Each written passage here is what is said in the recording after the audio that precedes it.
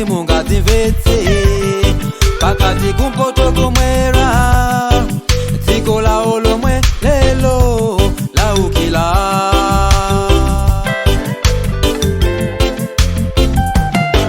koma umbai zizachedwanso Yakobo koma Israeli kodi mazunzonse ajata ulamulilo wankhanza watanzo Jehova mwamba wa umantima mwazi wa chilungamo ndikiro wake akunyozesa dzina lake akunyozesa dzina lake wamwamba chimodzimodzi mfumu Ahabu ndi mkazi wake Yezebeli angosamala zangosa imodzi pamene ngosala zonse zasowa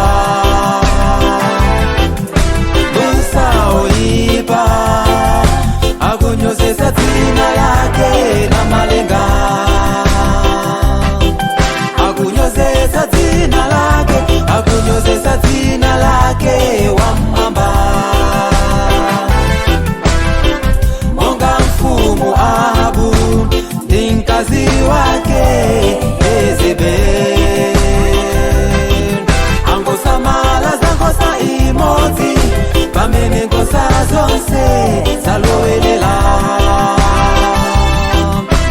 usaoipa akunyozesa dzina lake na malenga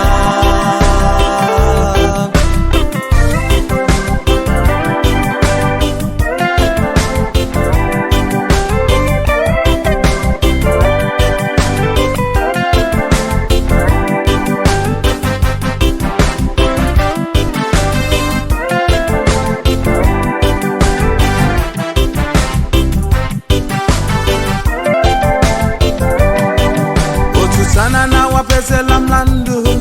kutakwaniritse zolinga zawo agwiritsa mphamvu za ulamuliro kupondereza anthu awo koma sitiwopa chilichonse ndicho sitidzagwada hayi poti zinayamba ndi kale Aisraeli nawo anazunzika ndi mfumu Ahabu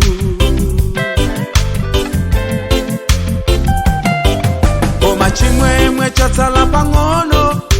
ufulu koma sontendere kuti mbusa wabwino lelo watsa kanthawi katsala kochepa Yehova wauma mtima misozi anthu osalakwa ndi mkwiyo wake